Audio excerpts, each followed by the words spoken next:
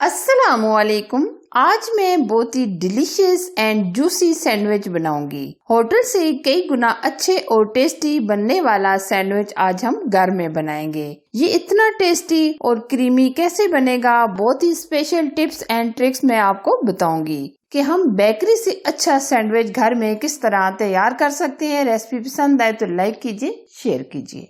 Stuffing तैयार करने के लिए सबसे पहले हम कुछ वेजिटेबल लेंगे।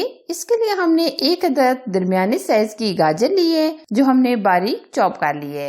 अब हम लेंगे बंद गोभी। बंद गोभी को भी हमने बिल्कुल बारीक चॉप कर लिया है। एक दरमियाने साइज का हमने प्याज लिया था, वो भी हमने चॉप कर लिया है। और एक अदद हम टमाटर लेंगे। टमाटरों के हमने सीड्स निकाल लिए हैं। एक अदद बॉयल अंडा लेंगे और अंडे को हमने इस तरह कटिंग कर लिया है। वेजिटेबल डालने के बाद हम इसमें मेयोनीज ऐड करेंगे। ये हम डालेंगे 3 से 4 चम्मच। अब हम इसमें स्पाइसेस ऐड करेंगे। काली मिर्च का पाउडर चाय का आधा चम्मच और आधा ही चम्मच हम इसमें नमक ऐड करेंगे। स्पाइसेस आप अपनी मर्जी से कम या ज्यादा भी डाल सकते हैं। अगर आप बच्चों के लिए बना रहे हैं तो आप मिर्च नमक कम ही डालिएगा।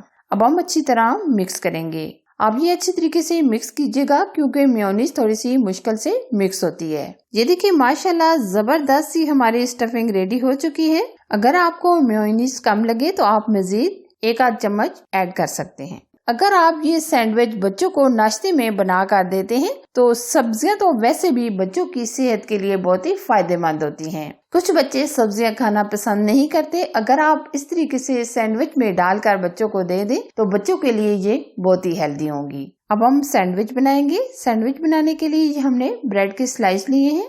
आप ब्रेड के कॉर्नर को रिमूव भी कर सकते हैं, लेकिन हम कॉर्नर रिमूव नहीं करेंगे। अब हम लेंगे टमाटर केचप। टमाटर केचप हम ब्रेड के ऊपर अच्छे तरीके से लगा लेंगे। इससे बहुत ही अमेजिंग सा टेस्ट आएगा। ये देखिए हमने केचप को स्लाइस के ऊपर अच्छे तरीके से लगा लिया है। अब हम फिलिंग डालेंगे। फिलिंग हम भर भर के अच्छे तरीके से लगाएंगे। ये देखिए हम फिलिंग डालकर अच्छे तरीके से इस तरह सेट करेंगे। ये कॉर्नर पर भी आप स्टफिंग को अच्छे तरीके से लगा लें। अब हम दूसरा स्लाइस लेंगे। इसके ऊपर हम डालेंगे हरी चटनी। हरी चटनी को भी हम स्लाइस के ऊपर अच्छे तरीके से लगा लेंगे। अब हम इस तरह दूसरा स्लाइस इसके ऊपर रखकर अच्छे तरीके से प्रेस करेंगे। ये देखिए एक सैंडविच हमारा रेडी हो चुका है। अब हम दूसरा सैंडविच तैयार करेंगे। हम लेंगे मेयोनीज। मेयोनीज को भी हम स्लाइस के ऊपर अच्छे तरीके से लगा लेंगे। मेयोनीज डालने से सैंडविच हमारा बहुत ही अमेजिंग और टेस्टी बनेगा। अब हम स्टफिंग डाल देंगे। स्टफिंग आप अच्छे तरीके से लगाइएगा। ये देखिए हमने दूसरे स्लाइस के ऊपर भी स्टफिंग डाल दी है। अब हम दूसरे स्लाइस के ऊपर लगाएंगे केचप। केचप लगाने के बाद हम अच्छे तरीके से सेट कर लेंगे। दूसरे स्लाइस के ऊपर हमने ये केचप लगा दिया है। अब हम ऊपर रख देंगे और अच्छे तरीके से प्रेस करेंगे। ये देखिए हमने 2 सैंडविच तैयार कर लिए हैं। अब हम बनाना आपको बताएंगे।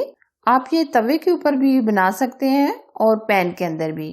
अब हम पैन को ऑयल से ग्रीस करेंगे। आप बटर से भी ग्रीस कर सकते हैं और घी के साथ भी ग्रीस कर सकते हैं।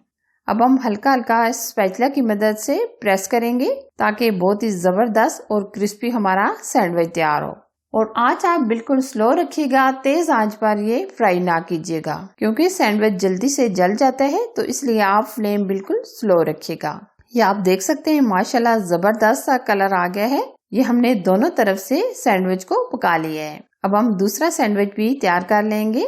इसी तरह हम बटर लगाएंगे। बटर को हम पैन के अंदर अच्छी तरीके से फैला लेंगे। अगर आप चाहते हैं कि सैंडविच हमारा एकदम क्रिस्पी और जबरदस्त बने तो आंच बिल्कुल स्लो रखिएगा।